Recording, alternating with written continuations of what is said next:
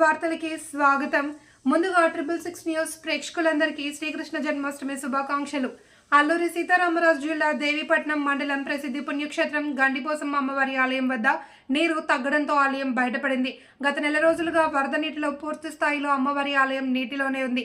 గత వారం రోజులుగా గోదావరి వరద ప్రవాహం తగ్గడంతో ఆలయ పరిసరాల్లో వరద ప్రవాహానికి దెబ్బతిన్న తాటాకు పాకలు, రేకుల షెడ్లు, నివాసపు ఇళ్లు, మునిగిపోయిన బోట్లు బయటకు కనిపిస్తున్నాయి. ఇదిలా ఉంటే మళ్లీ ఆలయం వద్ద ఆదివారం సుమారు 2 అడుగుల మేర గోదావరి నీటి మట్టం పెరిగింది.